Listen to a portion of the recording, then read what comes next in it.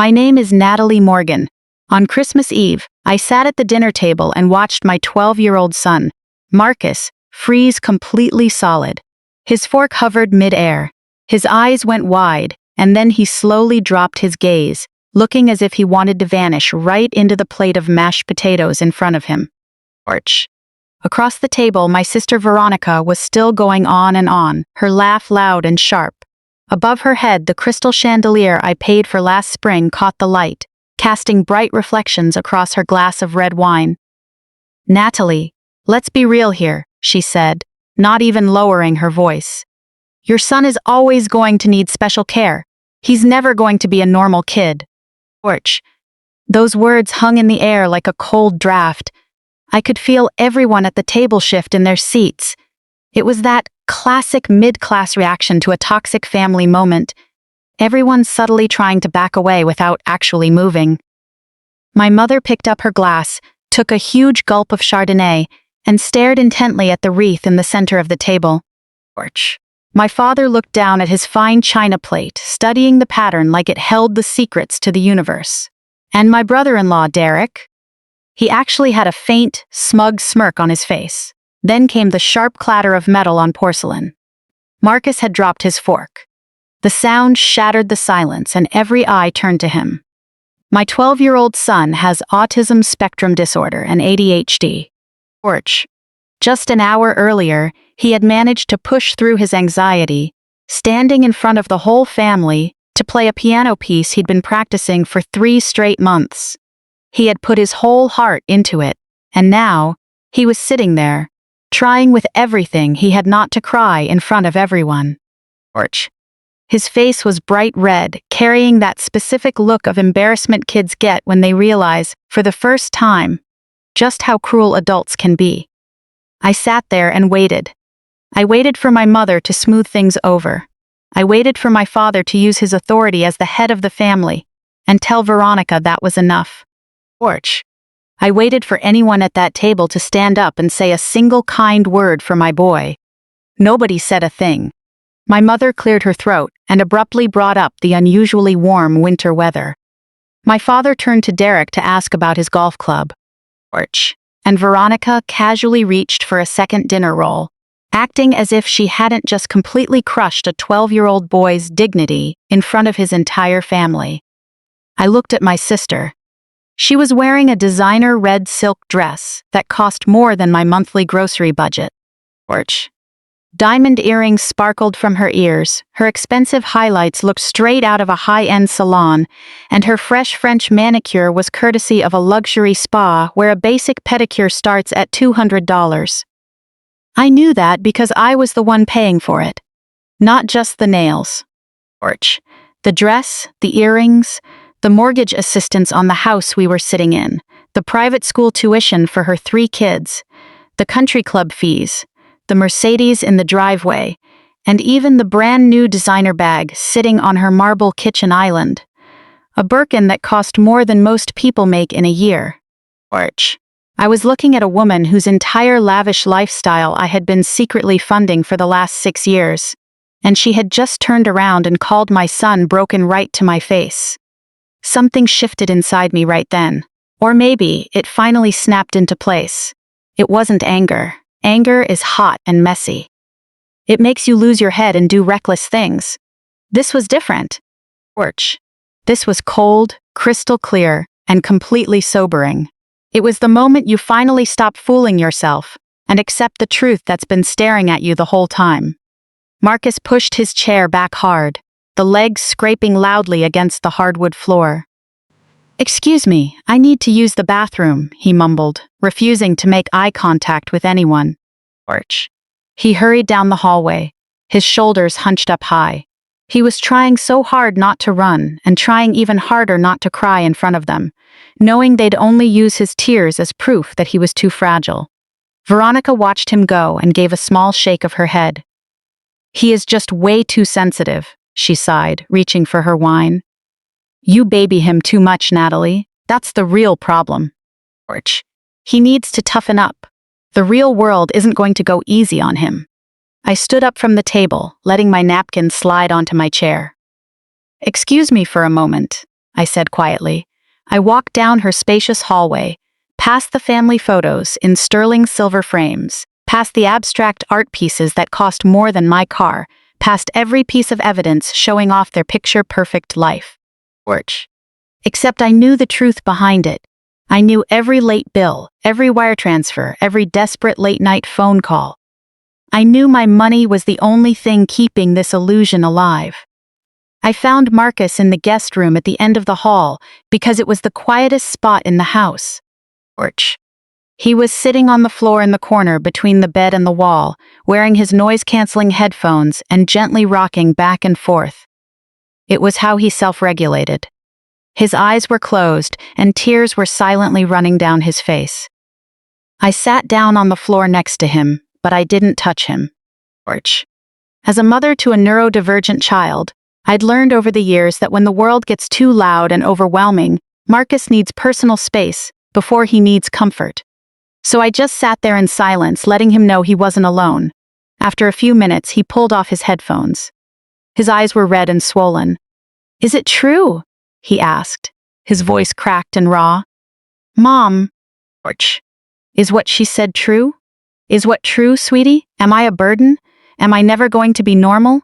A physical surge of pain hit my chest, like someone had reached in and squeezed my heart. "No, Marcus, absolutely not. You are not a burden, and you never have been.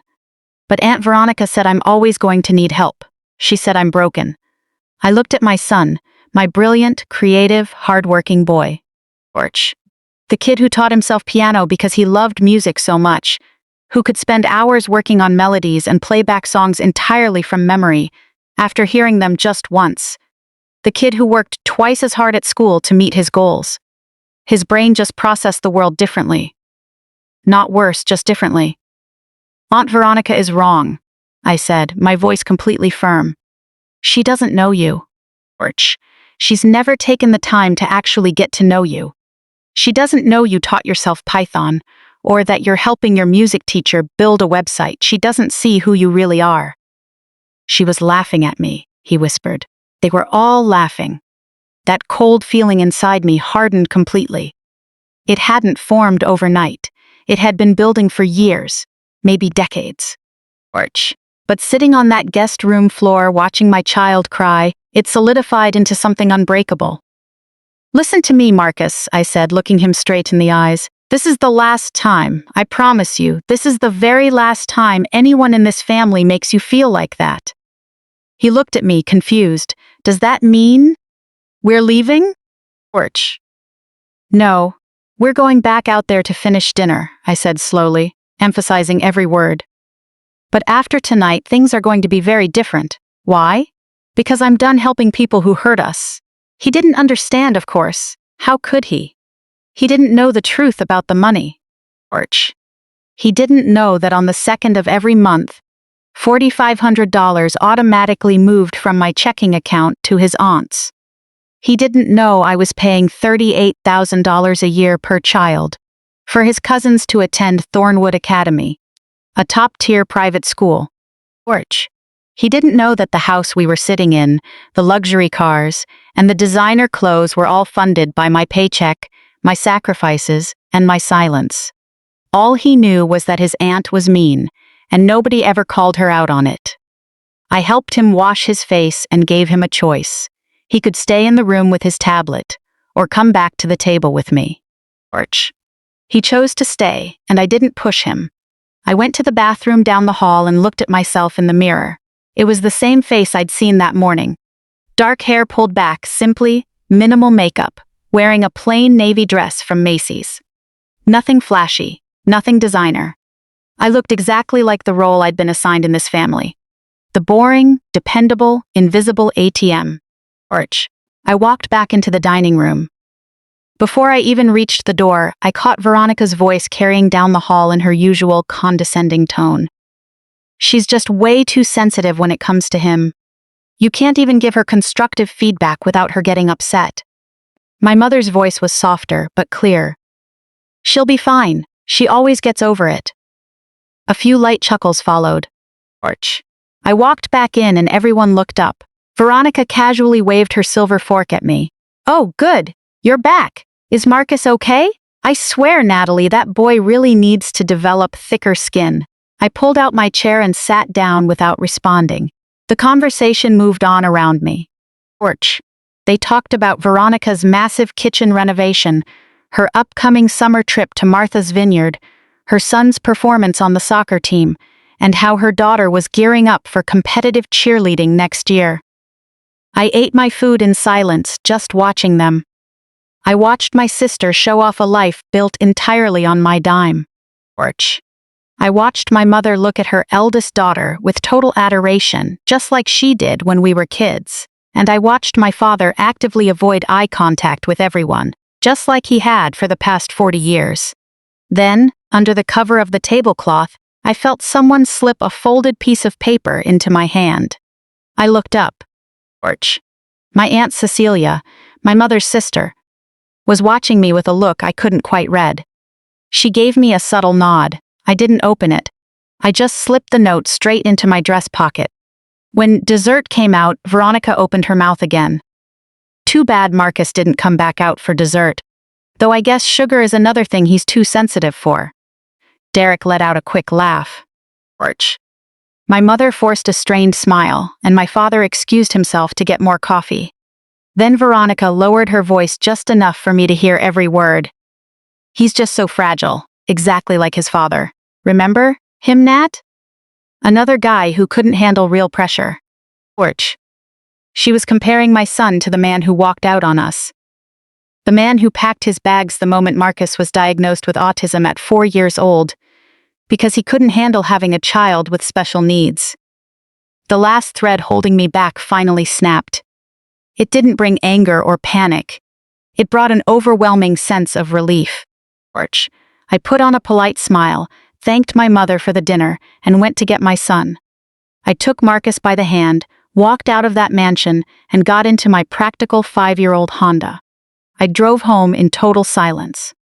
Once Marcus was asleep, I pulled out the note Aunt Cecilia had given me. Written in her neat handwriting were 2 simple sentences. We need to talk privately. It's about Veronica. Porch. I stared at those words for a long time.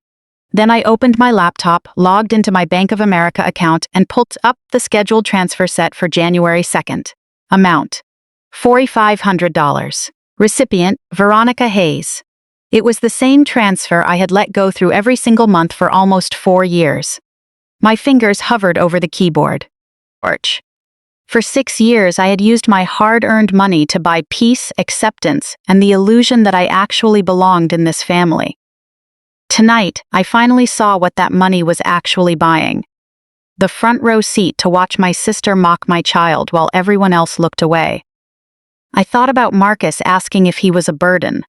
I thought about him crying alone in that guest room. Porch. I remembered every Thanksgiving, Easter, and Christmas where Veronica dropped her bitter comments while no one ever said a word. I had paid for all of it. Not anymore. I clicked *cancel transfer. A pop-up appeared on the screen.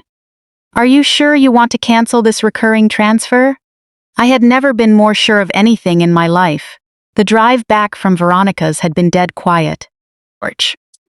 Marcus sat in the passenger seat with his headphones on, staring blankly out the window at the elaborate Christmas lights in the neighborhood. Every house on those streets was worth over $1 million, with manicured lawns and professional holiday-is displays. Porch.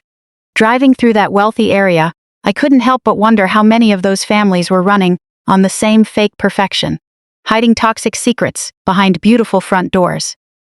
My phone kept buzzing in my bag. I ignored it. I already knew who was calling. When we pulled into the driveway of our townhouse, modest and simple compared to where we'd just come from, Marcus finally spoke up. Porch. Can we just go inside? We're home, sweetie. He nodded, unbuckled his seatbelt without a word, and got out. I watched him head to the front door, his shoulders still slouched under the weight of his aunt's words. I wanted to tell him everything would be fine and promise him that people aren't always this cruel. But I learned a long time ago not to make promises I can't keep. Porch. Inside, our home felt warm and comfortable. The 6-foot tree in the corner was nothing like Veronica's 12-foot designer setup. Ours was covered in ornaments Marcus had made over the years, wrapped in a string of lights that blinked unevenly because I bought them on sale 3 years ago. It wasn't perfect, but it was ours. Marcus headed straight for the stairs. "I'm going to my room." "Okay." "Porch. I love you." He paused on the 3rd step. "Love you too, Mom." Then he disappeared upstairs, leaving me alone with the silence. I poured myself a cup of leftover cold coffee and stood in the kitchen. Just like every other time Veronica hurt me, my mind dragged me straight back to where it all began, to all the small, accumulated moments that eventually built this massive mountain of resentment. Porch. Growing up in Charlotte, we were a typical middle-class family. Nothing special, but we never went without. Inside our house, though, there was a very clear divide. Veronica was 4 years older, and she had everything I didn't. She was pretty, while I was completely average. She was outgoing while I was quiet. She demanded attention, and she always got it. Porch. My mother had a rule she never stated out loud, but proved through her actions every single day. Veronica needs extra support, but Natalie can handle things on her own. I heard every variation of that line growing up. Veronica is sensitive, so we have to be careful with her. Natalie is strong, she can take it. Veronica needs expensive dance lessons to build her confidence. Porch. Natalie can just read books from the library. She doesn't need anything extra. When Veronica won a local junior pageant at 16, my mother framed the photo in gold and hung it right in the center of the living room, where it stayed for 20 years. When I graduated at the top of my class as valedictorian, I got a card with $20 in it and a quick pat on the back. I was the easy kid. Porch. I did my homework without being asked, never caused trouble, and never asked for anything because I realized early on that asking got me nowhere. So I became completely self-sufficient. I became the daughter who didn't need a thing. The truth was, I did need things. I needed my mother to notice when I was struggling. I needed my father to stick up for me when Veronica was mean. Porch. I needed to feel like I actually belonged in that house. But I never got any of that, so eventually, I just stopped expecting it. After college, our lives went in totally different directions. I went into finance, starting at the bottom with data entry at an investment firm. I worked brutal hours with laser focus to build my career. Porch. I lived in tiny apartments for years, saving every penny I could into my retirement accounts and index funds. I drove used cars and only bought clothes on sale. By the time I turned 30, I was a senior financial analyst at a top firm in Charlotte, making a solid 6-figure income. Nobody in my family really understood what I did. They just knew I worked with numbers. Porch. Sounds so boring, my mother remarked once. Nothing like the exciting life Veronica has. Veronica married Derek Hayes when she was 24. Derek was charming and worked in car sales, which sounded great until you realized his income was entirely commission-based and extremely unstable. Veronica didn't want stability, though. She wanted to impress people. Porch. She wanted the big house in the top school district, private schools for her kids, and a country club membership. She wanted the lifestyle she felt she inherently deserved. There was just a massive gap between what she wanted and what Derek could actually provide. I didn't realize how bad it was until 6 years ago, when my mother showed up at my apartment in tears. Porch. Veronica is about to lose her house. The bank is going to foreclose. The kids will be out on the street. You have to help her, Natalie. You're doing so well, you make so much money. Can't you just help them out a little? I remembered standing in my kitchen, looking at my mother's tear-streaked face, feeling that familiar, heavy pressure of being the responsible one. Porch. At the time, I was saving up to buy my very first home. I had my own goals, plans, and future. But Veronica was family, and in my mother's eyes, family sacrifices for family. I gave them $25,000 to cover their mortgage arrears. I told myself it was just a loan. I told myself it was a one-time emergency. It was neither. 6 months later, another financial crisis hit. Porch. Then another. What started as a temporary fix turned into a permanent monthly payout. On the 2nd of every month, $4,500 went straight to her account. My mother framed it as a way to help them with cash flow, until Derek's big commission checks came through. Derek's checks were never enough, but my transfers never stopped. 2 years in, I started paying the full tuition for Veronica's 3 kids at Thornwood Academy. $38,000 per child, every single year. That was over $100,000 annually, just for school. Then came the country club fees, $18,000 to join, plus heavy monthly dues. Because my mother claimed Derek needed it to network with wealthy clients. Then came help with their car loans, covering their credit card debt when things got out of hand, and an endless list of sudden expenses and emergencies. I wasn't just helping my sister anymore. I was funding her entire life. The most ridiculous part was the lie behind it all. Derek had no idea the money was coming from me. Veronica told him it came from her own smart investments, a trust fund or an inheritance from our grandmother. She constructed a massive lie to protect his pride while spending my money without a second thought, and I actually went along with it. I kept the secret because my mother begged me to, because Veronica said telling Derek would humiliate him, and because I naively believed that if I was helpful and generous enough, my family would finally see my worth. They never did. To them, I was just a cold, emotionless checkbook. I stood by my kitchen counter, looking around at the modest life I'd built for myself. My townhouse was comfortable, my 7-year-old Honda was paid off, and my clothes came from department store sales racks. If a stranger looked at the two of us, they'd think Veronica was the successful one, with her mansion, luxury vehicles, and designer wardrobe. Nobody knew I could have had all of those things myself. Nobody knew I chose to live modestly just so I could fund her lavish lifestyle. And what did I get in return? Mocked at the Christmas Eve dinner table. Watching my sister, decked out in luxury bought with my cash, call my son broken while my parents sat there in complete silence. I opened my laptop and pulled up the spreadsheet I'd created years ago. I called it Family Support Tracking, a cold, professional name to mask the absolute pain of being bled dry. I rarely looked at the bottom total because it made me sick to my stomach, but tonight I forced myself to face reality. Thornwood Academy tuition over 6 years, roughly $580,000 monthly support transfers, $40,000 over 72 months, $324,000. Country club fees over 4 years, roughly $90,000, emergency bailouts, car payments and credit cards. Roughly $80,000. I stared at the grand total, feeling completely lightheaded. It added up to over $1 million. Wait. I recalculated the net outflow, adjusting for the partial tuition in the early years. The exact total was $680,000. In 6 years, I had handed my sister nearly $700,000. That was enough to buy a beautiful home outright in Charlotte. It was Marcus's college fund, my retirement buffer, my financial freedom, and I had handed it all over to a woman who sat back and laughed while her family humiliated my child. I scrolled through the rows, reviewing every single entry like a prosecutor examining evidence. That's when I noticed a detail I had somehow missed before. The Thornwood Academy tuition amounts varied over the years.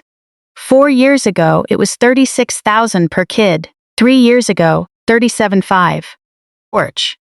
But for the last 2 years, the invoices Veronica sent me billed each child at $42,000. I immediately brought up the school's official website to check their public tuition rates. The current rate was $38,000. The numbers didn't match. I pulled up the bank records from the last 2 years.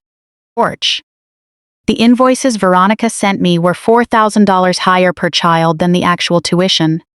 3 kids meant an extra $12,000 a year, $24,000 over 2 years. She wasn't just taking my support. She was skimming off the top, forging invoice amounts and pocketing the difference. She was stealing from me. I stared at the screen until my eyes burned. Porch. Then, looking through my bank's recent account activity, I caught something else. There was a pending automatic withdrawal request that I had never authorized. Veronica had set up a backup payment plan on my account, scheduled to execute on January 3rd, the day right after my usual monthly transfer. She had anticipated that I might cancel the transfer after what happened at dinner. Porch. She set up a backup system in advance, fully preparing for the moment I might finally stand up for myself. I let out a cold laugh and navigated straight to account settings. I revoked the unauthorized access, changed my online password, and enabled strict two-factor authentication. My hands were completely steady, my head crystal clear. My phone buzzed again. I picked it up this time. Porch. Veronica had sent 12 text messages since we left her house. The first few were her usual guilt trips. Stop being so dramatic. You always have to make everything about you.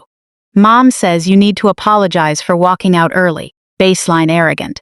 But the last text made my blood run cold. Don't forget the January transfer is due on the 2nd. Don't be late this time. Soxo. Porch. She actually included a shopping bag emoji, as if she weren't demanding thousands of dollars from me, but asking for a package delivery. No apology for what she said to Marcus, no awareness of her own behavior. Just a cold reminder that the payment was due. Upstairs, I heard soft music playing. It was Marcus on his keyboard, playing a slow, gentle song. Porch. Even after everything that happened, he was still creating something beautiful out of his pain. That was my son. Someone who had to work twice as hard as everyone else, transforming his struggles into art, refusing to give up no matter how many times the world treated him unfairly. And Veronica had the nerve to call him broken. I opened my banking app one last time to double-check the settings. Porch. The screen confirmed. Recurring transfer canceled 6 years of financial exploitation, ended with a single click. Just then, my screen lit up with a text from an unknown number. Someone at your company is asking around about you. Be careful. I didn't know who sent it or why, but I knew they were right. Knowing Veronica, she wasn't going to let her funding disappear without a fight. Porch. A storm was coming. But for the first time in my life, I was ready for it. That night, I slept deeper than I had in years. No stress over bills, no guilt over family obligations, no crushing weight of being taken advantage of. I slept with total peace, like someone who had finally dropped a heavy load she was never meant to carry. Porch. When Christmas morning arrived, pale winter sunlight filtered through the blinds onto my bedroom floor. I lay there for a few minutes, listening to the quiet house. On past Christmases, Marcus would be up at the break of dawn, bursting with energy to open presents. Today, the house was dead silent. Porch. At 9 in the morning, I found him in his room, lying flat on his bed with his noise-canceling headphones on, staring at the ceiling. Downstairs, his wrapped gifts remained untouched under the tree. "Hey, sweetie, Merry Christmas," I said softly. He pulled down his headphones, his eyes dull. "Merry Christmas, Mom. Do you want to go downstairs and open presents?" "Maybe later." Porch. Those words hurt more than I expected. This was usually his favorite day of the year, and Veronica had ruined it for him. I went downstairs alone, brewed a pot of black coffee, and sat at the kitchen island with my laptop. I needed to see the full picture of the mess I was dealing with. The spreadsheet was still open, those numbers staring back at me like an indictment. Porch. I began examining the Thornwood Academy tuition invoices much more closely. I caught a detail I hadn't paid attention to before. All the payment instructions directed funds not to the school's official account, but to an entity named Thornwood Academy Parent Account. I had always assumed it was just a third-party payment portal. Porch. But looking at it now as a professional analyst, red flags went off immediately.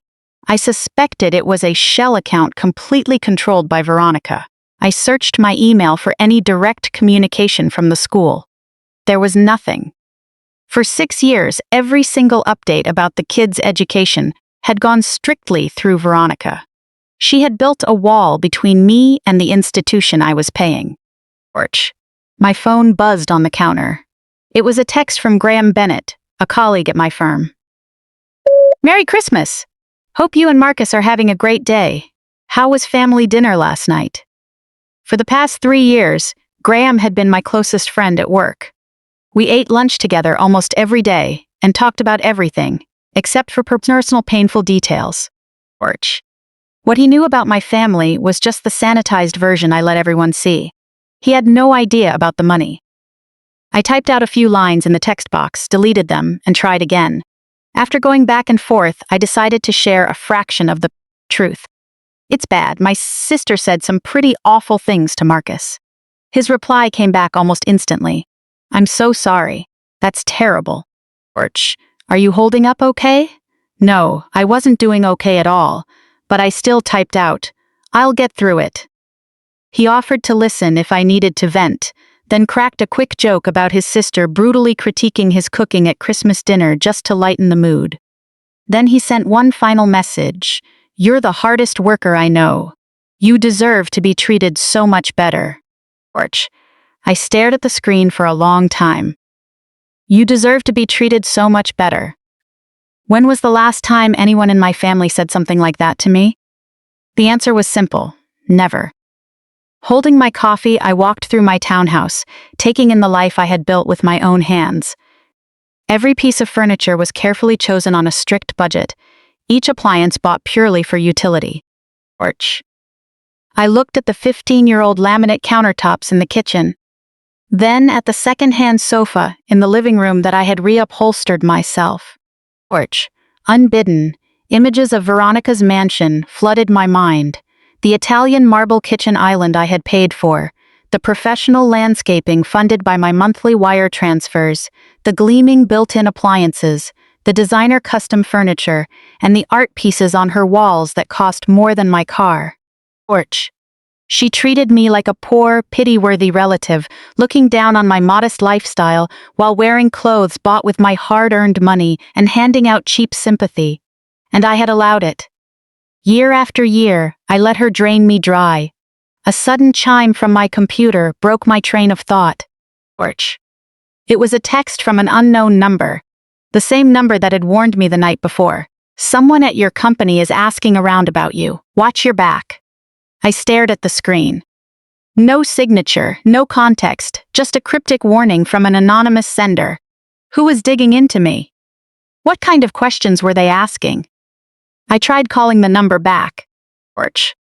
It rang 6 times before dumping straight into a generic automated voicemail. I sent a quick text. Who are you? No response. I turned back toward the kitchen counter, where the note Aunt Cecilia had given me was still sitting. We need to talk privately. It's about Veronica.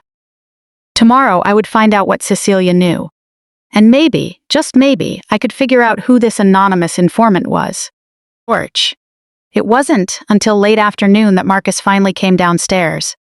He stood in the living room, quietly gazing at the Christmas tree with its blinking lights and the small pile of modest gifts underneath. Can we open presents now? He asked softly. A wave of relief washed over me. Of course, sweetheart. We sat on the floor together, and I watched his face light up as he unpacked each gift. Advanced sheet music for pieces he had been dying to learn, a pair of noise-canceling Sony headphones far better than his old set, a biography of historical pianists, and a set of high-end art supplies, since he loved to draw too. With every gift, his eyes showed a quiet, heartfelt gratitude. It was a look I had never once seen on the faces of his spoiled cousins. You always know what I like, Mom, he said, looking up at me. I had to blink rapidly to keep the tears back. I was never one to cry easily, but after everything that had happened, his simple appreciation completely broke through my defenses. He noticed my expression. Are you still sad about last night? A little, I admitted honestly. But being here with you makes everything so much better. Suddenly, he leaned in and wrapped his arms around me. For a kid on the autism spectrum who usually avoided physical contact, an unprompted hug was almost unheard of. I squeezed him back tightly, wanting to hold on to that moment forever. I don't care if Aunt Veronica likes me, he murmured into my shoulder. I only need you. That evening, since neither of us felt like cooking a proper Christmas dinner, we had leftover cookies for supper. Once we were done, Marcus sat down at his digital keyboard. He started playing a new piece, a melody I had never heard before. Torch. It began slowly, carrying a subtle melancholy in a minor key, but then layers began to build, transitioning into bright, almost hopeful chords. "What's that?" I asked softly. "Something I'm working on," he said without breaking his rhythm. "I haven't named it yet." Torch. I listened quietly, watching his fingers fly across the keys, completely absorbed in that deep state of focus, where the outside world just faded away. That was his gift. It wasn't something he possessed despite his ADHD and dyslexia. Those traits were woven directly into his music. His mind worked differently, allowing him to spot patterns others missed and hear melodies others ignored. Torch. How dare Veronica call him limited? She had no idea what a brilliant soul he really was. As the final note faded, I made up my mind. I opened my banking app, pulled up the secondary withdrawal authorization. Veronica had quietly set up behind my back and revoked it without a second thought. Torch. Then, acting like an auditor, conducting a full forensic review, I swept through every account under my name, hunting for any other unauthorized changes she might have made. Sure enough, I found them. Over the past month, 3 transactions appeared on my credit card that I had never authorized. Torch. They were small enough that she clearly hoped I wouldn't notice. A luxury spa visit, a high-end French dinner, and a department store haul. Without my permission, she had added herself as an authorized user on my card. I called the card issuer immediately, froze the supplementary card, and revoked all her access permissions. Torch. Finally, I navigated back to the automated recurring transfer scheduled for January 2nd. Even though I had already canceled it, I brought up the confirmation screen just to see it again. Recurring transfer continua 6 years. 72 months. $680,000. With one simple click, it was completely gone. My phone buzzed again. Torch. Another message from the unknown number. "She knows something is wrong. Get ready." I still had no idea who this person was or what drove them, but I knew they were right. Veronica was never going to let her cash cow walk away without a fight.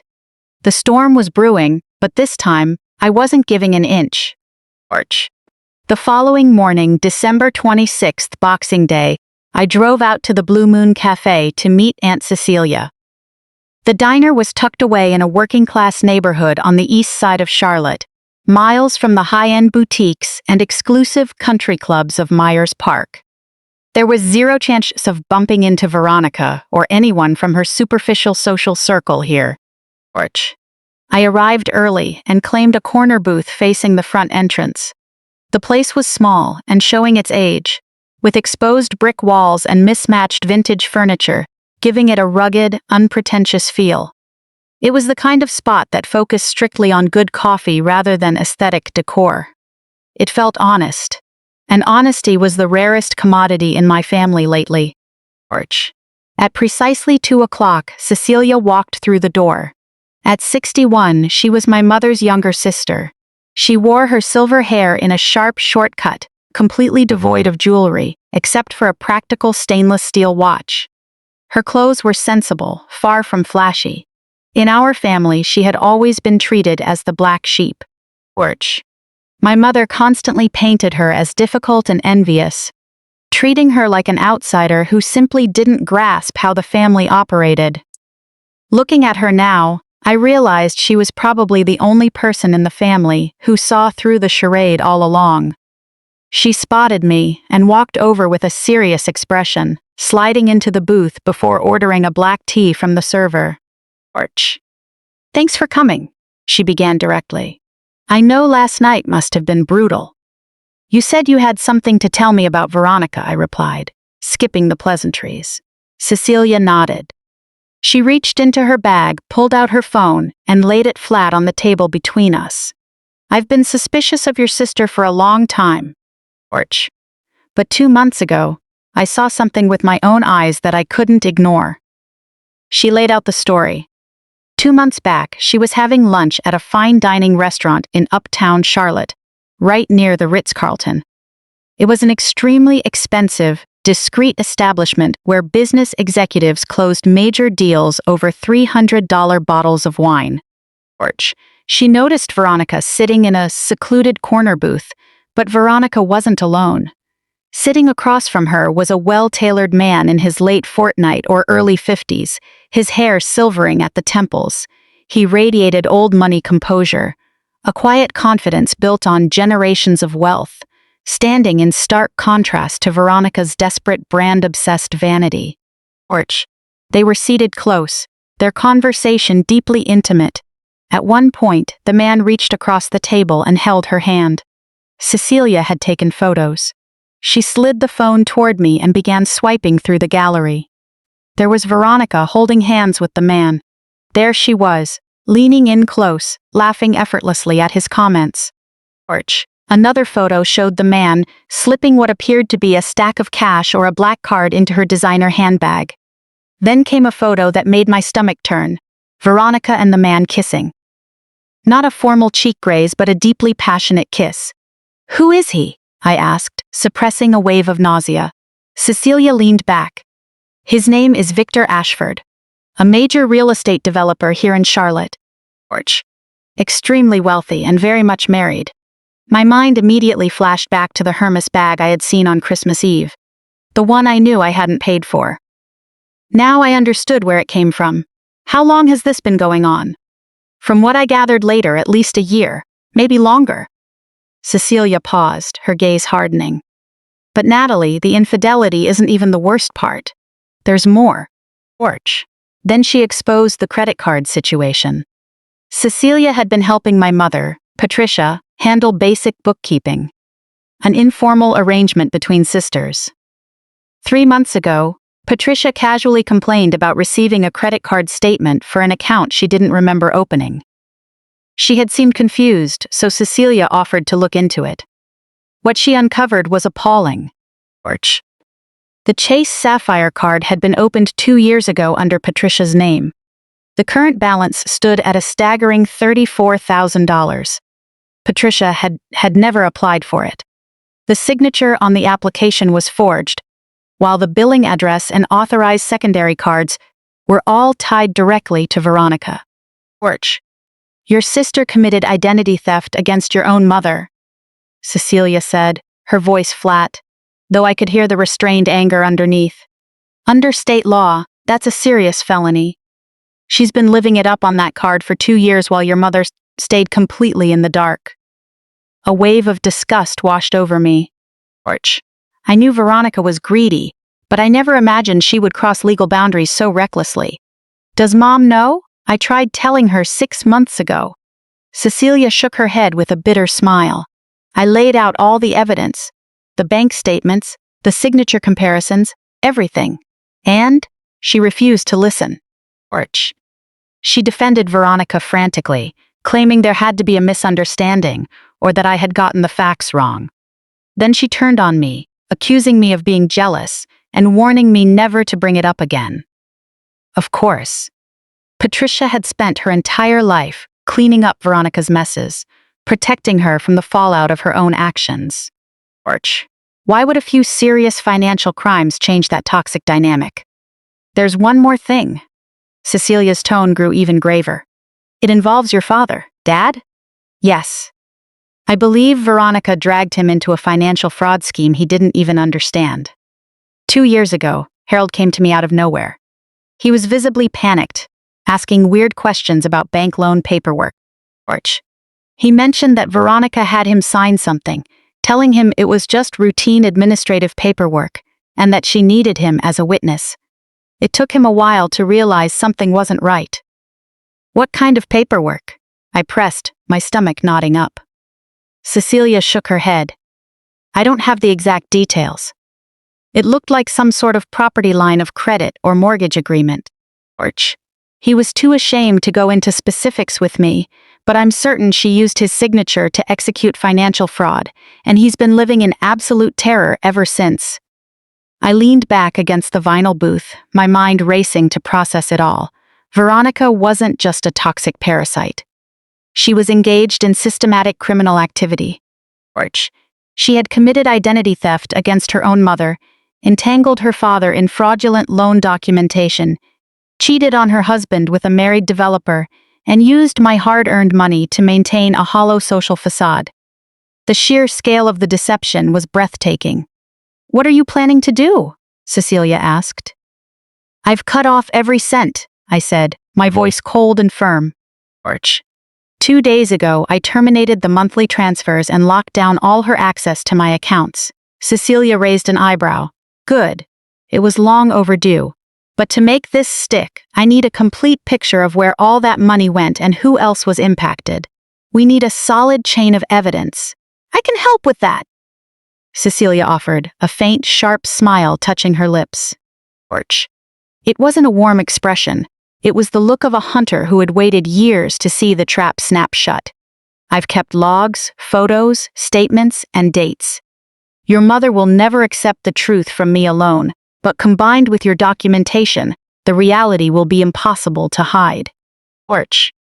I laid out what I had uncovered regarding the private school tuition, how Veronica had been inflating the invoices to pocket an extra $12,000 a year. I told her about the hidden secondary card and the standby withdrawal attempt I had just thwarted. Cecilia wasn't surprised in the least. That's been her pattern her whole life, bleeding everyone around her dry. I just never had the hard documentation until now. We spent another hour cross-referencing details, slowly assembling the full picture of Veronica's extensive financial deception. As we finally stood up to leave, Cecilia placed a reassuring hand on my arm. "Talk to your father. One-on-one, without Patricia around," she urged, looking straight into my eyes. "He knows far more than he lets on, and he's reaching a breaking point. He's ready to talk." I nodded. "Thank you, Cecilia, for everything." She gave my arm a firm squeeze. "You aren't fighting this alone, Natalie. You never were. I just couldn't get close enough to help before." On the drive home, my mind was running at full speed. Victor Ashford, identity theft against her mother, fraudulent loan documents involving her father, a long-term affair, and beneath it all lay the exact same pattern I had watched my entire life. Veronica, taking whatever she wanted without hesitation, leaving everyone else to pick up the wreckage. As I pulled into my driveway, my phone buzzed again. Another message from the unknown sender. "She knows something is off. Your transfer didn't go through." I parked immediately and typed back, "Who are you? How do you know all this?" This time, a reply came through. "Someone who should have spoken up years ago. I'll explain everything soon. It's not safe just yet." I stared at the screen. Someone who should have spoken up years ago. Someone sitting right near the eye of this storm. Close enough to track Veronica's account activity in real time. Whoever this informant was, what else did they know? I would uncover their identity eventually, but right now, I had a more urgent priority. Tomorrow, I was going to get the full story from my father. The next morning, I called my parents' landline. Patricia answered, her voice cold and unyielding. "I assume you're calling to apologize for ruining our Christmas?" I took a deep breath, pushing down my irritation. "I need to speak with Dad privately." "Why?" "So you can fill his head with poison and turn him against your sister too." I thought fast, coming up with an excuse she wouldn't question. "It's about his Ford truck. It's making a strange noise, and I need his input." She bought it. In her mind, the only reason I would ever contact my low-profile father was for manual labor or vehicle repairs. "Fine. He's hiding in the garage as usual," she muttered, slapping the receiver down. I drove straight over to my childhood home, an 80s split-level house that seemed to shrink every time I saw it. The lawn was fading, and the exterior paint was peeling away in patches. My parents had lived there for 40 years, and the house seemed to reflect 4 decades of quiet tension. I bypassed the front door and headed straight for the detached garage. Harold Morgan had spent half his life in that garage, working on small woodworking projects nobody really asked for, purely to escape my mother's overbearing control. The garage door was propped halfway open. My 66-year-old father stood over his workbench, methodically sanding a piece of lumber. Porch. Tall and lean, he had developed a pronounced stoop from years of trying to make himself invisible in his own home. At the sound of my footsteps, he looked up. A flash of surprise crossed his face, followed almost immediately by an expression of deep relief. "Natalie, I didn't expect to see you." Porch. I walked inside and pulled the garage door down behind me with a heavy thud, sealing us off from the main house. We needed complete privacy. "Dad, we need to talk, honestly." He set his sandpaper down. I noticed his hands were trembling slightly. "Is this about Christmas Eve?" "It's about everything." Porch. He fell silent for a moment, then pulled a wooden stool over and sat down heavily, looking as though he couldn't bear his own weight. I flipped an empty plastic crate over and sat down across from him. "Dad, do you know where Veronica's money was actually coming from?" The question hung heavy in the air. Porch. I watched his expression crumble as his long-held defenses dissolved, letting out something he had kept bottled up for years. "I know," he said softly. "I've known for 4 years." Then the truth poured out. 4 years ago, he had overheard Patricia discussing monthly allowances with Veronica over the phone, asking if my wire transfer had cleared. Porch. Horrified, Harold had confronted Patricia immediately. Her reaction was predictable. "It's none of your concern. Natalie is happy to help, and that's the end of it." From that day on, Harold knew.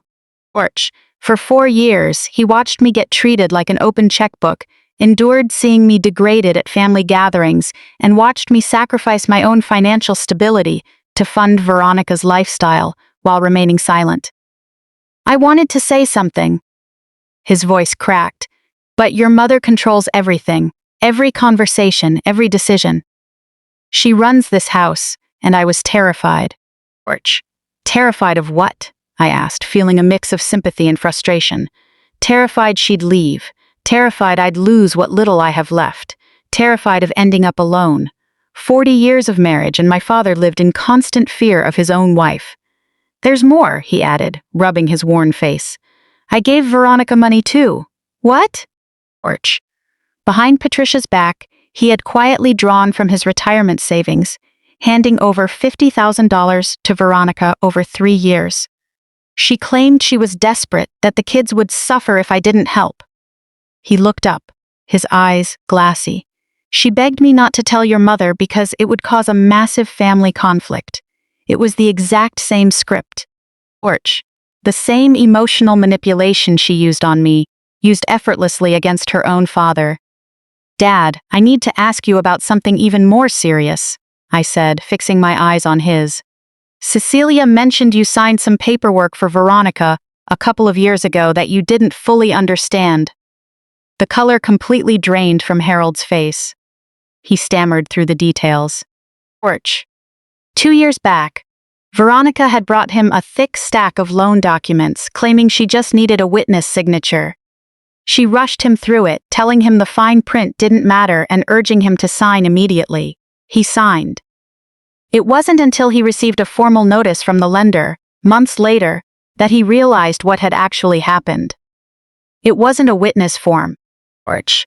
It was an application for a heavy home equity line of credit, listing him as a co-borrower and guarantor.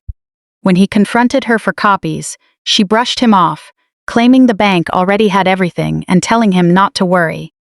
He had spent the last 2 years terrified of the legal consequences. "I put my name on fraudulent paperwork," he whispered, his voice barely audible. Porch. She used my signature to secure a line of credit she couldn't qualify for on her own. If the bank or authorities look into this, I could face severe liability. "I'm 66, Natalie. I can't lose my home and my retirement now." Looking at him, I didn't see the weak man who had failed to protect me growing up. I saw another casualty of Veronica's endless exploitation. Porch. "Dad, I've completely cut off Veronica's funding," I said firmly. "As of 3 days ago, not another dollar is going to her." He looked up sharply, panic and faint hope colliding in his eyes. "She's going to come after you." She'll retaliate. When I told her I couldn't pull any more from my retirement, she threatened to expose things to your mother. She's been holding that over me, Natalie. Orch. She was using the threat of family destruction to extort her own father for money he couldn't afford to lose. There truly were no boundaries she wouldn't cross. Then we take control of the narrative first, I said, holding his shaking hands. Cecilia has documented evidence, and we're going to hire a top-tier financial defense attorney. Orch. Whatever was signed and whatever she did with it, I will help you navigate the legal fallout. But I need every single detail. For the next hour, my father recalled everything he could remember. The signature date aligned perfectly with the start of Veronica's lavish kitchen renovation, and the credit line was roughly $175,000. Orch. Connecting the dots, the reality was sickening. I thought I was helping her cover basic mortgage payments. But my monthly transfers were actually funding the payments on a fraudulent credit line she secured using our father's name. Without realizing it, I had been financing her illegal scheme all along. When I stood up to leave, Harold walked me out to my car. Orch. From the driveway, we could see Patricia watching us intently from the kitchen window.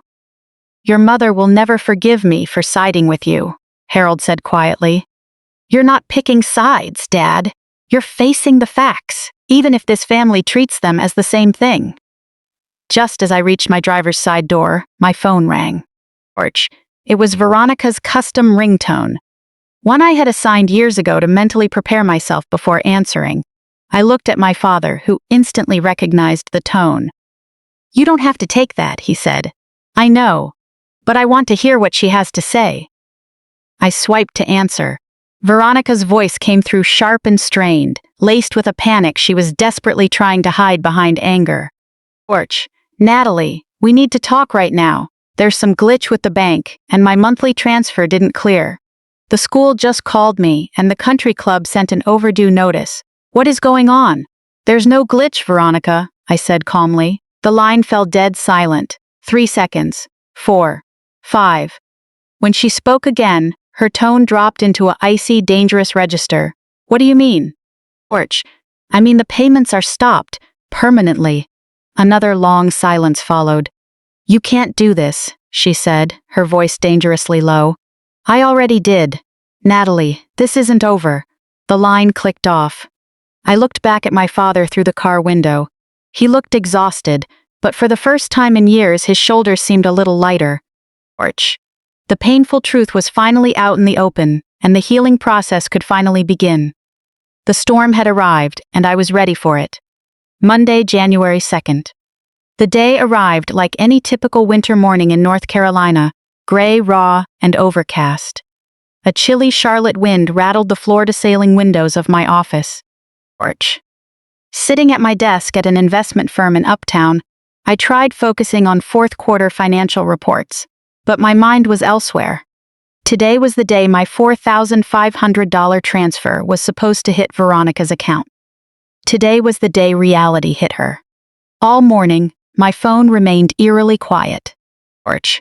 No calls from Veronica, no texts from Patricia, no emotionally manipulative voicemails. The silence felt heavy, like the stillness right before an impact. Around 11, Graham walked over to my desk. You holding up all right? You seem miles away. Just family matters. Things are about to get complicated, I admitted, rubbing my temples. He nodded respectfully without prying. Orch. If you need anything managed here, just say the word. I appreciated his discretion.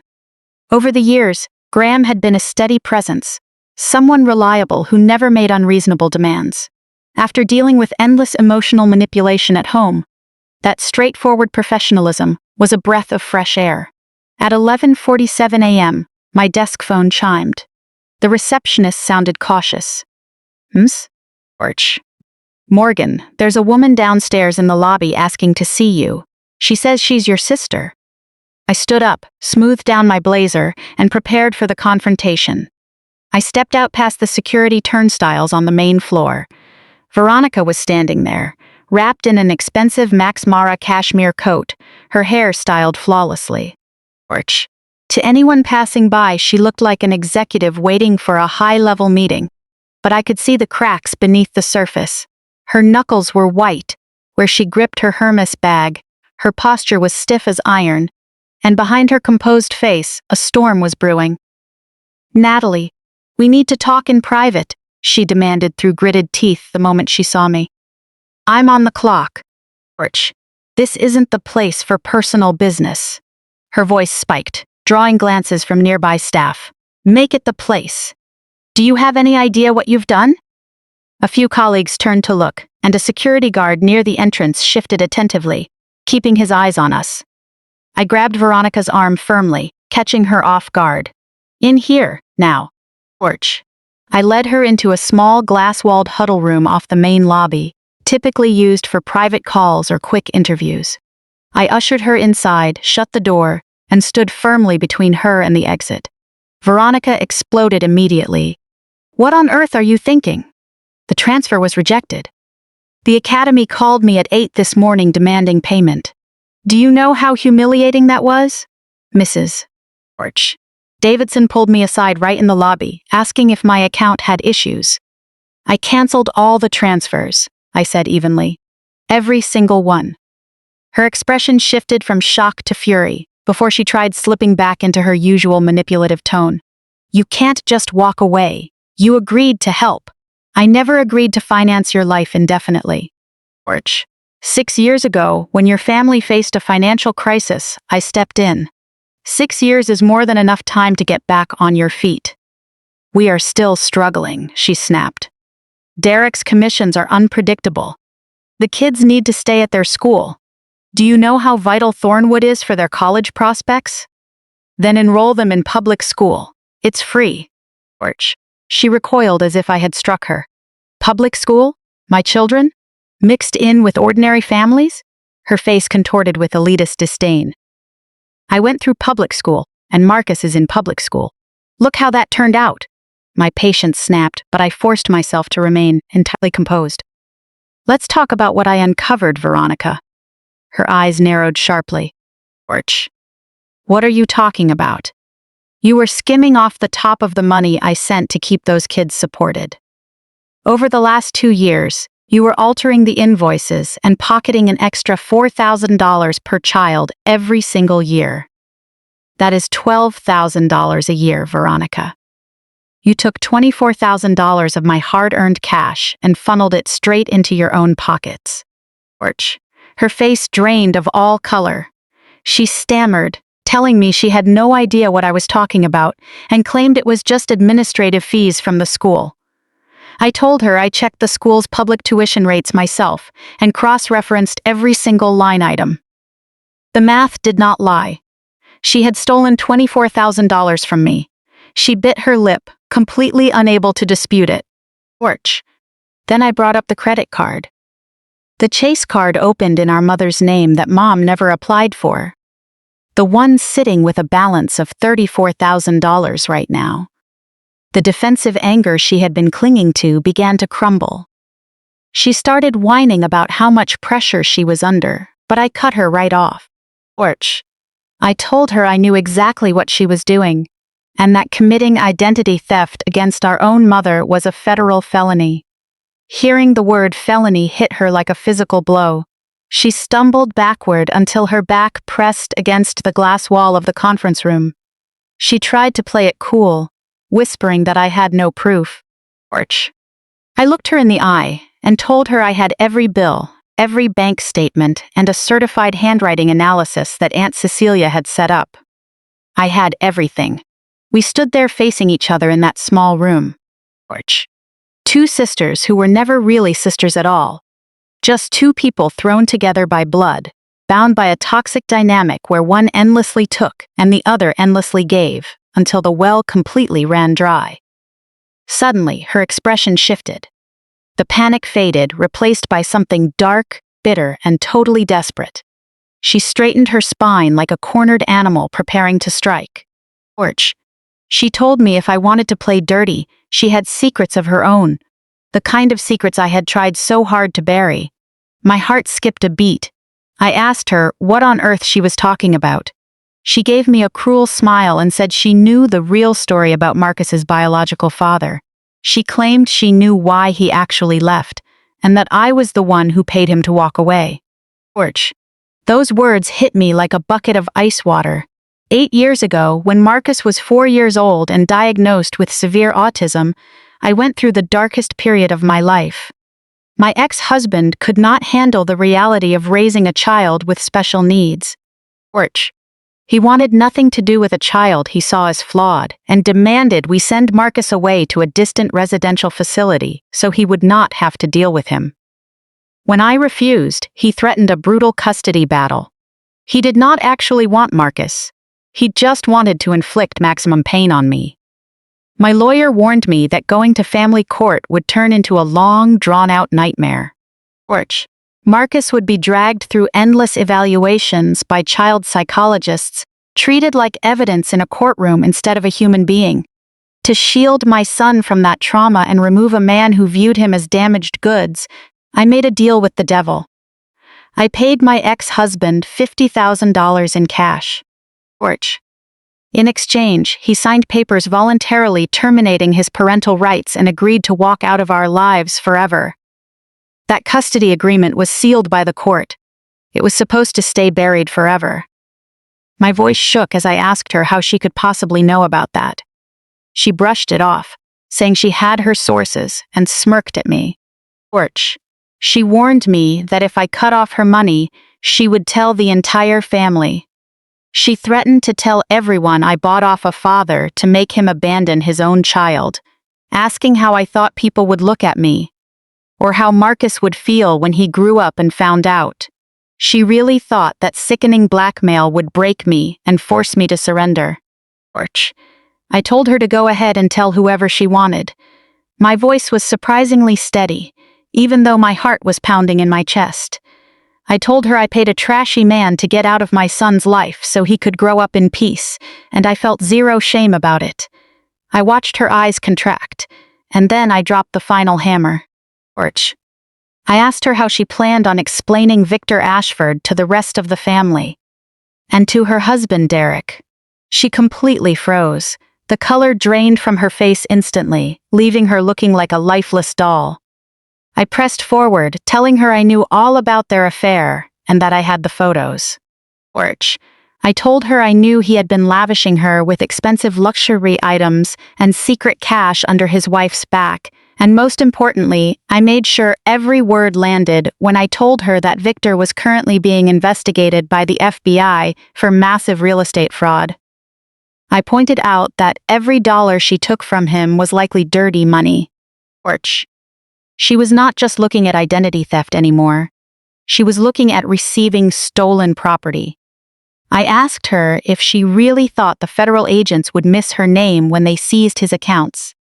The conference room fell dead silent. She had marched into that room thinking she held all the cards. Ouch. Now she realized she was not just facing legal consequences. She was facing someone who refused to be manipulated any longer.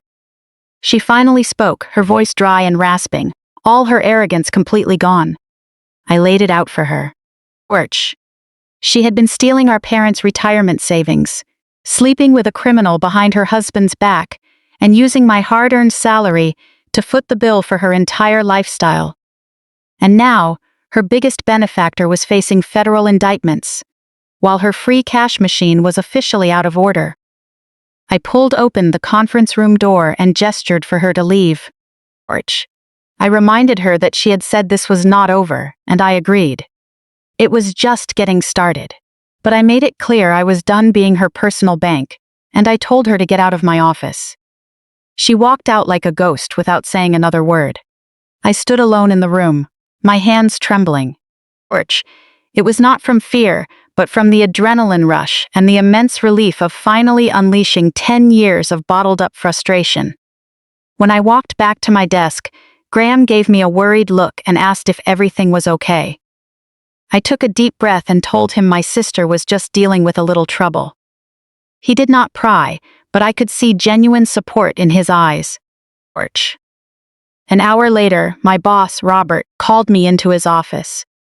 He folded his hands on his desk and asked if there was anything the company needed to worry about regarding the scene in the lobby. I apologized, explained it was a private family matter, and promised it would not happen again. He nodded, though his expression remained cautious. He mentioned HR might need me to fill out an incident report just for the records. I understood. Veronica had created a public spectacle in front of half the office. It was going to be a mark on my file, just another consequence of her inability to control herself. But right then, it was the least of my concerns. That anonymous text echoed in my mind again, reminding me that someone was asking around about me at the company. Was that Veronica trying to sabotage my career already? That evening, my mother, Patricia, showed up unannounced at my townhouse. She did not bother ringing the bell. She just pounded her fists against the door. The second I opened it, she shoved past me into the house without even a greeting, demanding that we talk. I crossed my arms and stood in the kitchen, watching her coldly. Patricia's face was bright red with rage, her hands shaking. She screamed at me, asking how I could do this to my sister and to our family. I told her I simply stopped paying bills. I had no obligation to cover. She snapped back, asking what I meant by no obligation, reminding me that Veronica was my sister and had relied on my income for the last 6 years. She asked if I even understood what family meant. I looked her dead in the eye and told her to do the math. Over 6 years, that was $680,000, almost 700 grand. I asked her where family was when Marcus was diagnosed with autism, or when his father walked out. She brushed it off, saying I was always independent and could handle things on my own without help. It was the same old narrative she had been spinning for 40 years. I finally snapped and shouted that I did need help. I needed my family to actually see me and to tell Veronica to stop treating me like an emotional ATM. But that never happened because she had conditioned everyone to believe I was just a tool with no feelings or needs of my own. She tried to turn it around, telling me to stop playing the victim. Her guilt-tripping techniques were so natural, she probably did not even realize she was gaslighting me. I cut her off and brought up the credit card. She played dumb, asking what credit card I was talking about. I told her about the Chase card opened using her social security number without her knowledge. The one holding $34,000 in debt. Patricia froze, her eyes darting around as she claimed she had no idea what I was talking about. I told her Aunt Cecilia showed me the bills and even had proof of the forged signature.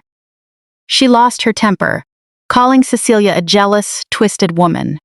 She claimed that outside of herself, Cecilia was the only honest person left, before adding my dad to the list.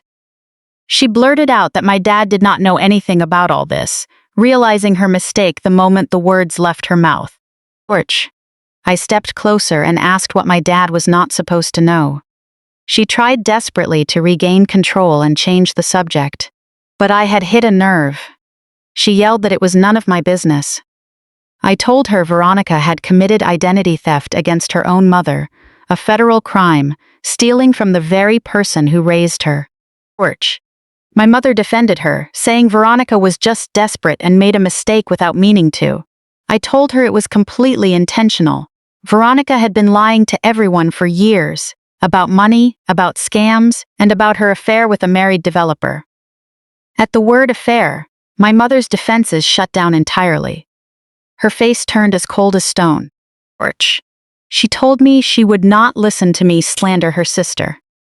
I mentioned Victor Ashford and asked if she wanted to see the photos.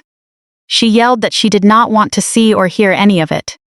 Even with mountain-high evidence of actual criminal behavior, she still protected Veronica. Somewhere deep down, she knew the truth, but admitting it meant accepting that her golden child was a complete fraud. She issued her final ultimatum, warning me that if I did not resume the monthly transfers, I would no longer be part of the family and would be banned from all family gatherings. She laid it down like a death sentence, telling me I was the one choosing to tear the family apart. I countered calmly. telling her I was choosing to stop funding my abusers, and added that Dad would never support her decision. She paused, asking what I meant. I told her Dad already knew everything. The transfers, the credit card, the loan documents. Everything, and he chose to stand by me. Her face flushed bright red before turning pale. George, her husband of 40 years, the man who had always followed her lead, had betrayed her to side with the wrong daughter. It was a crushing blow to her need for control. She fumed, saying if Harold dared to think that way. But I cut in to clarify that he was not just thinking it. He knew everything clearly. He had hidden it from her for 4 years, simply because he was too afraid of her to speak up. George. She grabbed her purse with stiff, frantic movements, screaming that I had ruined the family and destroyed everything. I told her she and Veronica were the ones who destroyed it, and that I was just done pretending it was still whole. She did not say another word as she rushed out the door. The front door closed with a soft click behind her, a sound that somehow felt heavier than a slam. George. I stood alone in the kitchen, shaking all over. I had done it. I stood up to my mother, to Veronica, and to the toxic family dynamic that had drained me for 40 years. Then I heard a soft sound behind me. I turned around to see Marcus sitting on the stairs. His headphones were hanging around his neck, not over his ears. He had heard the whole thing. He called out to me softly, "George." I walked over and sat down on the step beside him, asking how much he had heard. He quietly replied that he heard enough.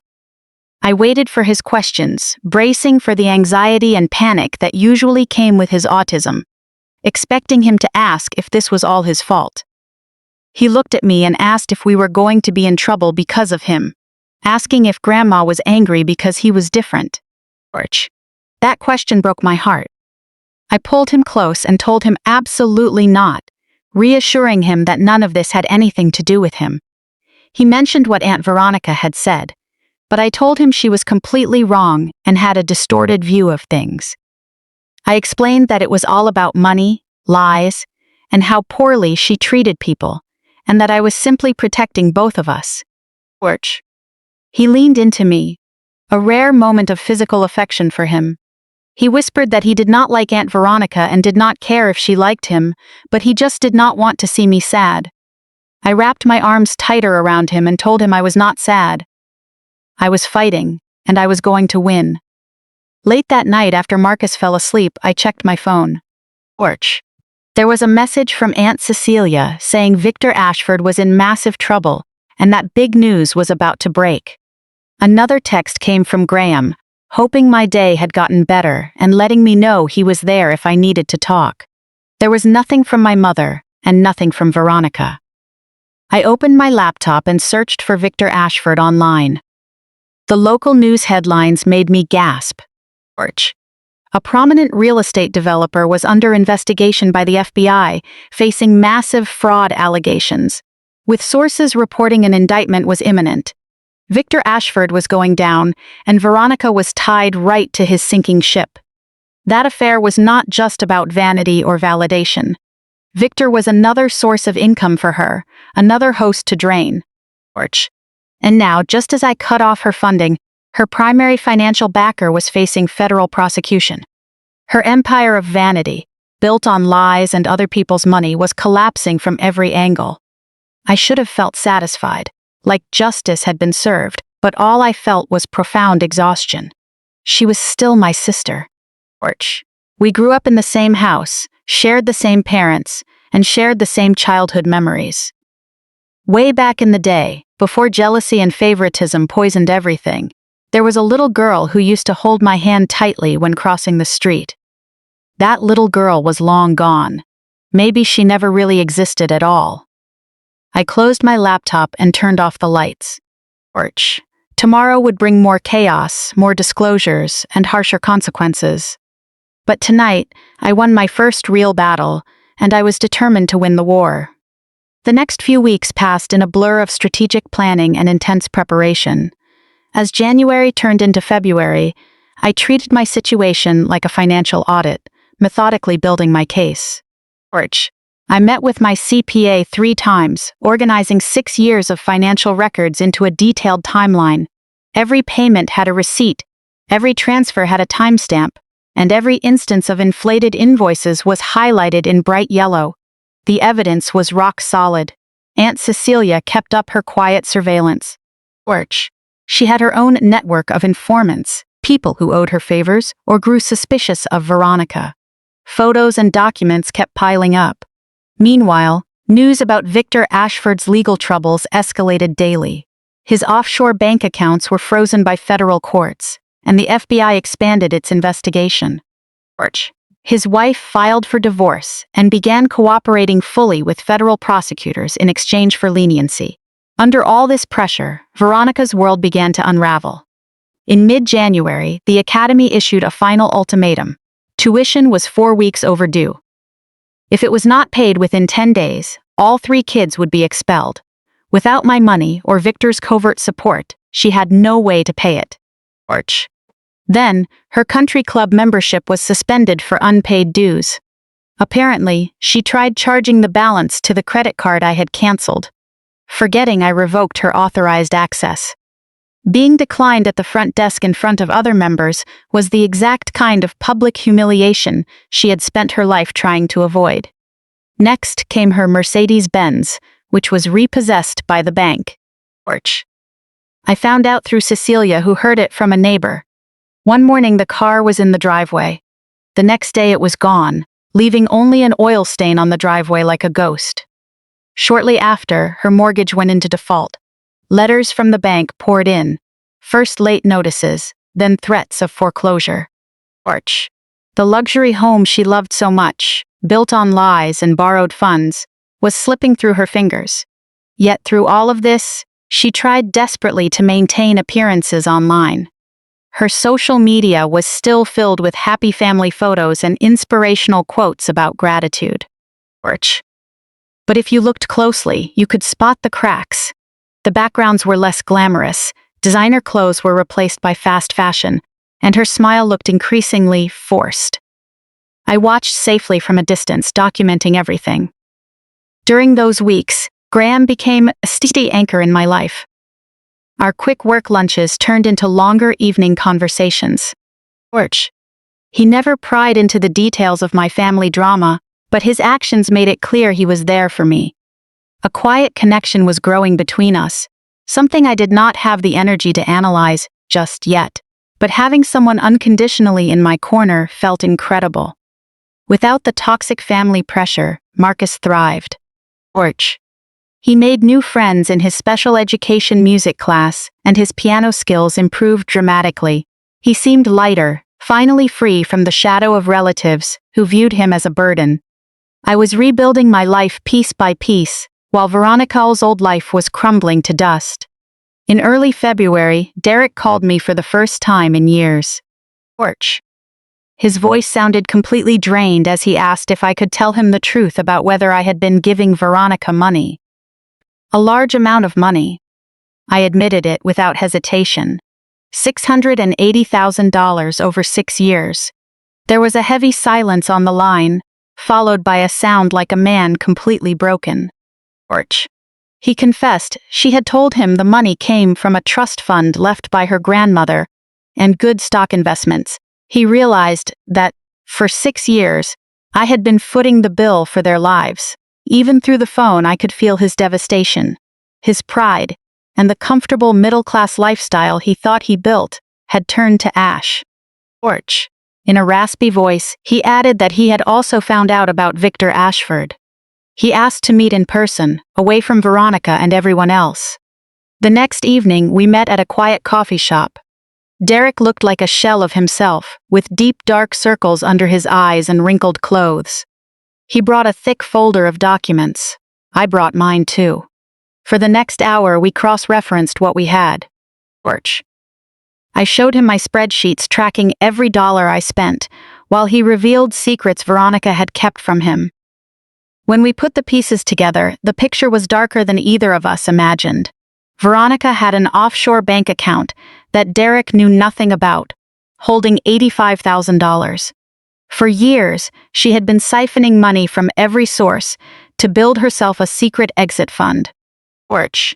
Derek had also found a burner phone hidden deep in her closet, containing 18 months of text messages between her and Victor. They were not just romantic texts. They were explicit discussions about financial transactions and money arrangements. Victor had been paying her way, though the exact reasons were not fully spelled out. Porch. Worse, some deposits in her secret account came from Victor's overseas shell companies. The very same accounts currently under FBI investigation for money laundering. Derek buried his head in his hands, terrified that his wife was tied to federal crimes. Porch.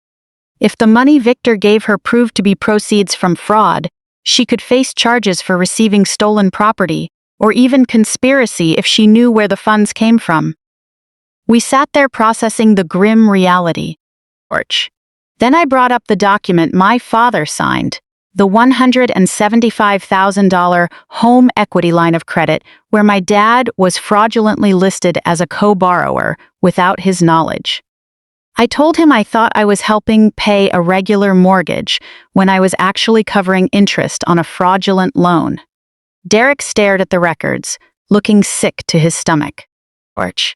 He realized she had used her own father to commit bank fraud and used me to pay off the dirty debt. We began planning our next moves. Derek decided to file for divorce and seek primary custody of the children to protect them from Veronica's lies and the impending legal fallout. Porch. He looked me in the eye, filled with guilt, admitting he was not a perfect husband, but he had never cheated or lied about money. He worked double shifts just to give her the life she wanted, only to discover it was funded by my hard work. His remorse was genuine. He had unknowingly benefited from my money, too. The car he drove, the club memberships, the social standing. All built on my salary. Porch. I reassured him that being kept in the dark was completely different from intentional deception. He nodded, though the shame remained visible. He asked if I would be willing to testify in court regarding the financial fraud to help him secure custody, and I agreed immediately for the sake of the kids. Porch. Before leaving, Derek mentioned that Veronica had been making untraceable phone calls for hours at a time, not to Victor, leading him to believe she hired a lawyer or a private investigator to plan a countermove. That anonymous text flashed through my mind again, warning me that she knew about my contact with Derek and was planning a fight. Porch. Someone was watching, and someone was warning me, but I still did not know who it was. A week later, Derek officially filed for divorce in family court. The process server handed the divorce papers and an emergency restraining order directly to Veronica while the kids were at school. A neighbor's doorbell camera caught her reaction. Porch. The video showed her walking onto the driveway, tearing open the envelope, reading the legal documents, and crumpling them in her hand. She stood frozen like a statue for half a minute. Then she let out a scream. It was a raw, primal screech, the sound of someone losing total control of the situation. The clip spread across the neighborhood community app within hours. Everyone saw it. Porch. Everyone knew. The perfect facade was completely gone, revealing the unhinged reality underneath.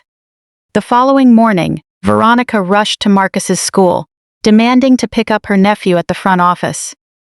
The principal called me immediately, explaining that a woman claiming to be my sister was there trying to dismiss Marcus early.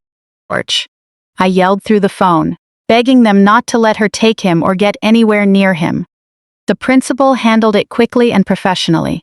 Security escorted Veronica off the campus. Marcus was in his classroom the entire time, unaware of what was happening until I explained it to him that night. When he heard, his face turned pale as he asked why she would do that. Porch. I pulled him close, reassuring him that he was safe, and explained that she was permanently blacklisted from the school. From then on, anyone picking him up needed a photo ID and prior authorization from me. I was not taking any chances.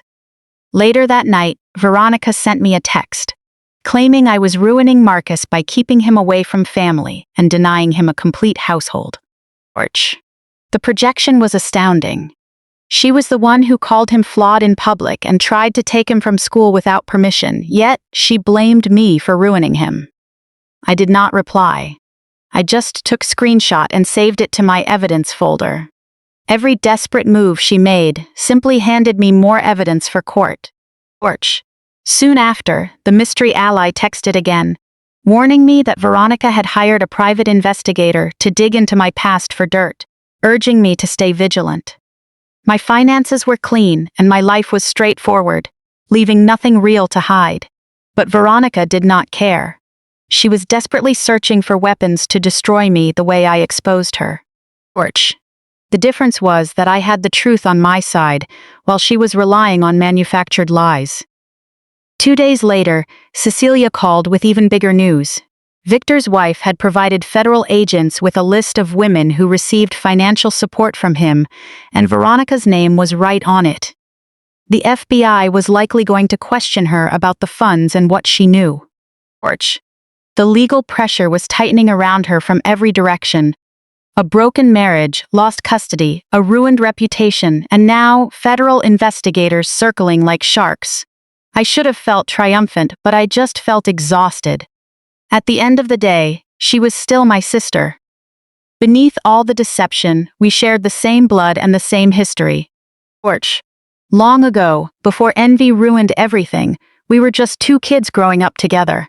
That past was completely gone now. Maybe it was never real to begin with, but I still felt a sting of sadness for the innocent girl she used to be before the lies took over. I grieved for that memory that night. Then, the next morning, I got right back to work. The emergency custody hearing was set for late March. Derek's legal team was confident, backed by a mountain of evidence showing her instability, massive financial fraud, the affair, the frantic video footage, and her attempt to take Marcus from school. Any reasonable judge would see the clear danger she posed. Those kids needed to be protected.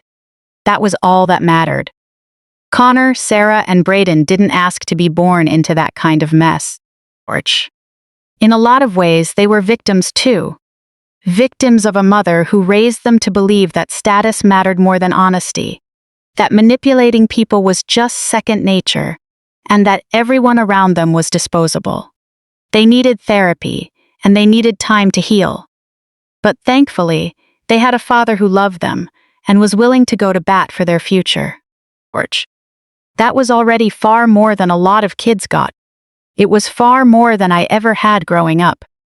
The day before the hearing, another text came in from that hidden number. They told me Veronica was going to pull something in the courtroom tomorrow, warning me not to let her push my buttons, to stay composed, and reminding me that the truth was on my side.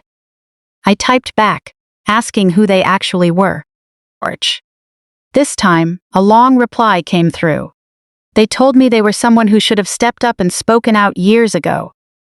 Promising to explain everything soon, they said it wasn't safe or the right time just yet. But that day was coming. The hearing was tomorrow. Whatever plot Veronica was cooking up, I was ready for it. The facts were on my side, and at the end of the day, the truth was going to win. March arrived with a cold, early spring rain, bringing the custody hearing that changed everything. Derek and his attorney, Catherine Walsh, sat at the plaintiff's table. Catherine was sharp, the kind of lawyer who specialized in family law cases involving complicated financial fraud. I sat in the very front row of the gallery as a potential witness, holding that thick folder of evidence tight on my lap. Veronica showed up late. She wore an extremely simple dress with 0 designer labels and had her hair pulled back in a plain style, making her look small and fragile. Even now, she was calculating every detail of her performance. But theater doesn't hold up in a courtroom. Evidence does. Derek's attorney laid out the paper trail piece by piece. The bank statements from the hidden offshore account, showing $85,000. Screenshots from the burner phone detailing the affair and financial arrangements with Victor Ashford. Social media posts and ring camera footage showing her erratic behavior. Statements from neighbors who heard her screaming after being served with D. divorce papers, and the official report from the school documenting her attempt to take Marcus without permission. Then it was my turn. I took the stand, placed my hand on the Bible, and swore to tell the truth.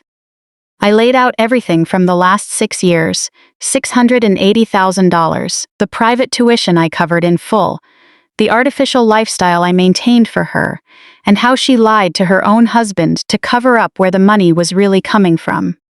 Derek's face was set like stone. Even though he already knew the broad strokes, hearing the exact dates and transfer amounts read aloud in a formal courtroom made the reality hit 10 times harder than any private conversation ever could. Veronica's lawyer tried to paint me during cross-examination as a bitter, vengeful sister driven by childhood jealousy. I stayed completely composed, answered directly, and backed up every response with hard numbers and records. Her attorney pressed hard, asking if my sudden decision to cut off financial support was a deliberate attempt to destroy my sister's life. I spoke clearly, my voice carrying across the silent courtroom. I explained that I stopped sending money because my sister publicly humiliated my 12-year-old autistic son at a family dinner and called him damaged goods. I told the court I stopped because I discovered she was altering tuition invoices to pocket cash for herself. I stopped because she used our mother's social security number to commit identity theft. And I stopped because she used our father to fraudulently sign a joint mortgage agreement without his knowledge. Her attorney had nothing left to say. The room fell dead silent. The judge didn't hesitate, granting Derek emergency primary custody on the spot. Veronica was restricted to supervised visitation once a week, pending a full psychological evaluation. The kids were to live with their father full-time. As the ruling was read, Veronica sat completely still. Her lawyer whispered something to her, but she didn't react. She stared straight ahead with a blank look, as if the words weren't even registering. Then she turned her head and looked right at me. I expected to see burning rage or deep hatred, but instead, I saw something else entirely. It was an empty, hollow look, a total collapse. In that brief moment, I saw my sister for who she was. Not the master manipulator, not the con artist, and not the parasite who spent years draining everyone around her. Just my sister, finally facing the unavoidable wreckage of her own choices. A moment later, the mask slipped back into place, and she turned her eyes away. 2 weeks later, the FBI formally brought Veronica in for questioning regarding her ties to Victor Ashford. The interrogation lasted 3 full hours with her criminal defense attorney present. While charges weren't filed immediately, her case file remained wide open. Over the previous 18 months, Victor had funneled roughly $120,000 to her, with portions tied directly to accounts frozen under federal fraud investigations. If prosecutors determined she knew or should have known the funds were illicit, she was looking at serious criminal charges. Her lawyer was working overtime to negotiate a deal, offering cooperation against Victor in exchange for immunity or reduced charges, but her future remained entirely uncertain. At the same time, her public life completely unraveled. The private school expulsions went through, and her kids were enrolled in public school, the same district as Marcus. I heard from other parents that her oldest, Connor, struggled initially with anger and humiliation, but was slowly settling in. Sarah made friends in her new class, while little Braden barely seemed fazed. Kids are often far more resilient than adults. The luxury house went into formal foreclosure. Veronica stayed there temporarily, but it was only a matter of time before she was forced out. Derek rented an apartment near his new job to start fresh in a solid public school district. The kids spent their time moving between their dad's new apartment and the decaying mansion, watching their mother's carefully crafted world fall apart piece by piece. I kept my distance through all of it. My part was done. I had testified, provided the documentation, and laid out the truth. Whatever happened next wasn't on my shoulders anymore. but I still paid attention. I couldn't help it. By early April, my mysterious ally finally revealed who they were. I received a text with an address, a rundown roadside diner on the other side of Charlotte, far away from the wealthy neighborhoods, along with a time and a promise that everything would finally be explained. I showed up. It was a classic blue-collar diner with worn vinyl booths and strong, cheap coffee, the kind of spot where the servers knew what the regulars wanted before they even sat down. I walked in and scanned the room for a familiar face, spotting her in the back booth. She was a woman in her early 40s with graying blonde hair and tired eyes that carried years of weight. She looked vaguely familiar, though I couldn't place her right away. Then she looked up and smiled at me, and the memory clicked instantly. It was Diane, Veronica's college roommate and former best friend. Before Veronica completely pushed me out of her life, I had met Diane a few times at holiday parties.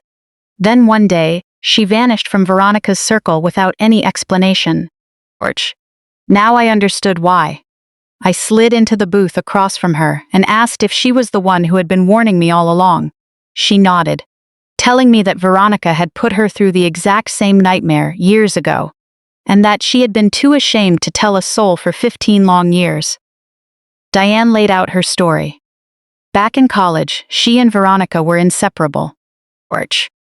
Then Diane started seeing a guy she really cared about, someone she thought she might marry. Veronica slept with him. Not just once, but throughout a secret affair that lasted months, all while pretending to be Diane's supportive best friend and listening to her talk about the relationship. When Diane uncovered the truth, Veronica didn't show a shred of remorse. She actually mocked her, telling Diane she should be grateful anyone wanted her at all. That was the end of the friendship and the relationship, leaving Diane completely broken. To make matters worse, a year after graduation, Diane fell on hard times financially while job hunting. Veronica stepped in playing the savior, offering a $5,000 loan to cover her rent and expenses until she got back on her feet. But that loan came with predatory terms, insane interest compounded monthly alongside an impossible repayment schedule. Within 2 years, the debt ballooned to $15,000.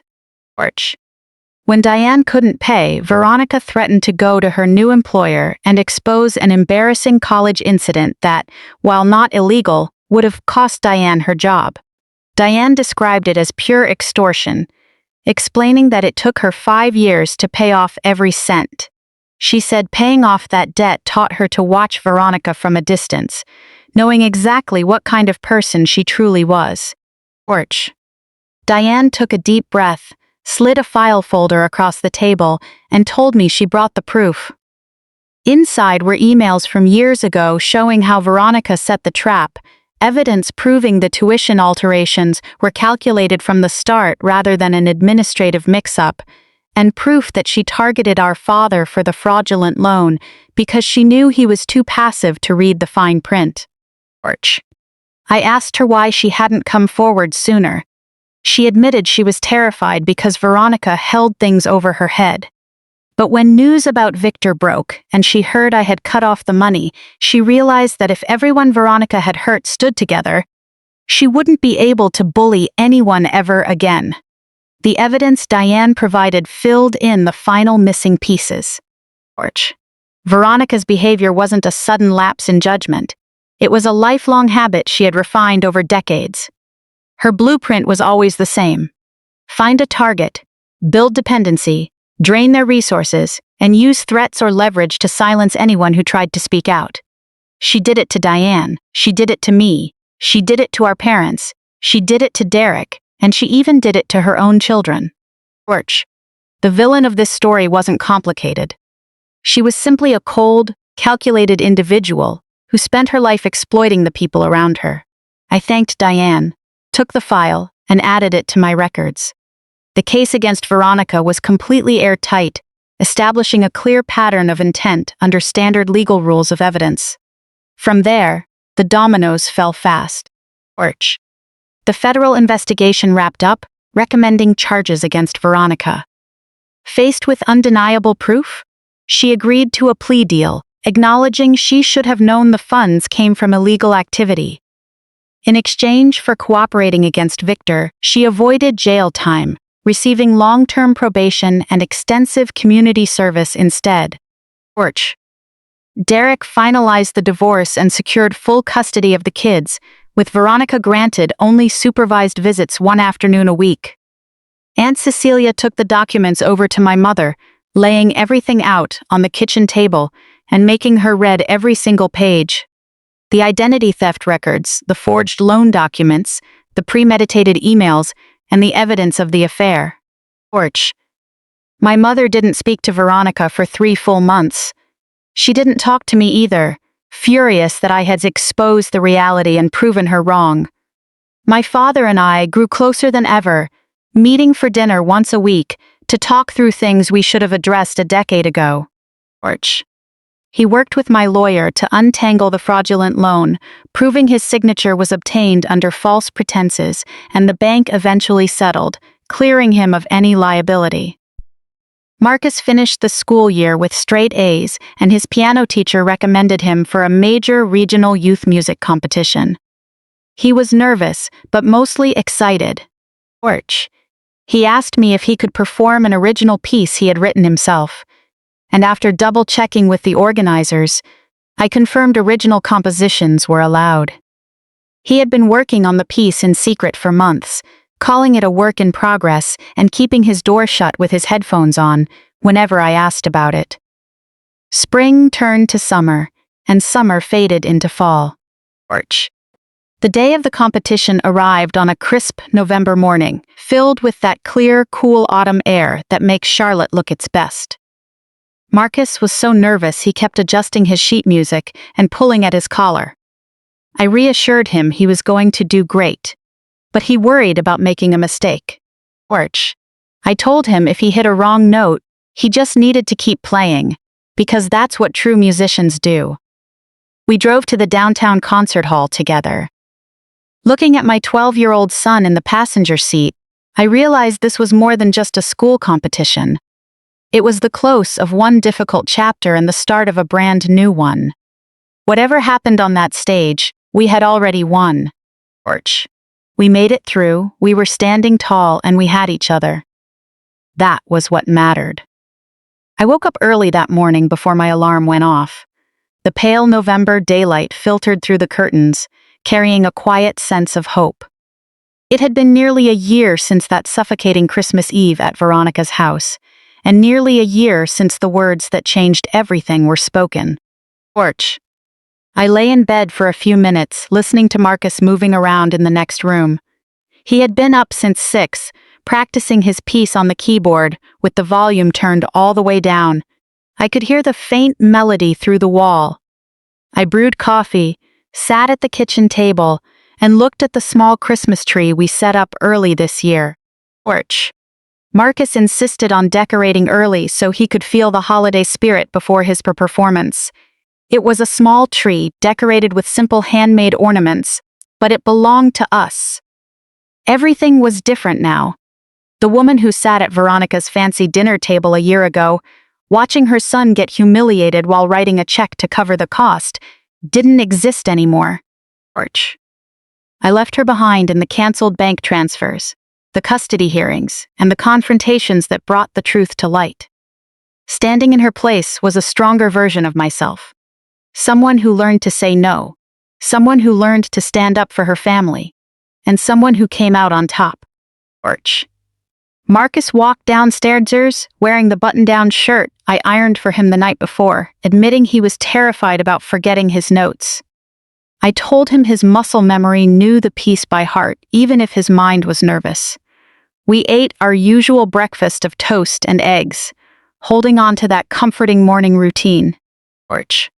My phone buzzed with a text from Graham, saying he was on his way and wouldn't miss the performance for the world. My father and Aunt Cecilia texted to confirm they were arriving early to save seats in the front row, and Derek messaged to say he was bringing the 3 kids to support their cousin. Porch. Despite everything that happened among the adults, he wanted his children to learn the importance of showing up for family. These were the people who mattered. The chosen family I built piece by piece from the ground up. There was no message from my mother. She was invited, but she declined, still unable to face the new reality and clinging to the illusion of the old ways. Orch. That was her choice, and I had made my peace with it. We drove to the auditorium as Marcus held tight to his sheet music. The trees outside had shed most of their leaves, but a few stubborn red maples still held on tight against the autumn sky. The concert hall was packed when we arrived, filled with parents carrying cameras and grandparents holding programs. Orch. I spotted Graham right away in the front section, waving us over, alongside my father and Cecilia. My dad looked a little older than he did a year ago, but he looked lighter too. The weight of that secret was gone, the bank investigation was settled, and he was free. Cecilia pulled me into a tight hug, telling me how proud she was of both of us. Orch. I held her close, feeling deeply grateful for everything she had done. Marcus headed backstage to get ready. Watching him walk away, I felt so much pride for a boy who had overcome so many obstacles and was now ready to step into the spotlight to share something beautiful he created. As the audience settled in, I scanned the crowd, prepared for anything. Then I saw her. Orch. Veronica slipped in through the back doors alone, moving quietly as if trying to stay invisible. She wore a simple dress with no designer labels or jewelry, her hair pulled into a plain ponytail. The only noticeable detail was the diamond wedding ring still on her finger, even though the divorce was already final. She looked much smaller than I remembered, weighed down by defeat. Orch. She took a seat in the very back row, avoiding everyone's eyes. She was there because Marcus invited her. When I found out, I asked him why he wanted her there after everything that happened. His response stuck with me. He told me he wanted her to see firsthand that he wasn't damaged, and that she was completely wrong about him. Orch. A 12-year-old boy showed more grace and maturity than the adults around him ever had. The competition began, with students taking the stage one by one for piano solos, violin pieces, and vocal performances, receiving polite applause from the crowd. Then the announcer called Marcus's name. I held my breath. Orch. He walked out onto the stage with careful steps, looking nervous but completely determined. He sat on the piano bench, adjusted the microphone, and looked out at the audience. He announced that his piece was called Mom's Song, an original composition he wrote himself. After dinner, the guests headed home, and Marcus went upstairs to sleep. Orch. I stood alone in the quiet living room as the dishwasher hummed softly and the tree lights flickered gently. The stillness felt like a warm blanket wrapping around me. I walked over to Marcus's keyboard. I don't know how to play, but I gently pressed a few keys with my fingers, humming the melody of Mom's Song. Orch. He wrote that piece for me. A song about staying strong through tough times and doing the right thing, even when it hurts. Over the past year, he had been watching me stand my ground, win the fight, and turn that journey into music. A year ago at that Christmas dinner, I thought saying no would cost me everything. Orch. I thought standing up for myself would destroy my family, and I assumed the only way to belong was to keep giving until I had nothing left. I was wrong. Sometimes you have to stop pouring into people who don't see your worth so you can finally see it yourself. Sometimes the family you choose and build from the ground up is far stronger than the one you were born into. Orch. And sometimes the bravest thing you can do is refuse to disappear when everyone else expects you to stay quiet. That's the lesson I learned this year. The hard way, which is often the only way it truly sticks. If this story resonated with you, or if any part of it felt familiar, I'd love to hear your thoughts. Let me know in the comments. Have you ever had to draw a hard line in a relationship? Orch. Have you ever had to choose yourself when everyone expected you to compromise? If you want to hear more stories like this, about finding your voice when others try to silence you, and standing strong when the odds are stacked against you, please subscribe and stick around. You aren't alone out there, and neither am I.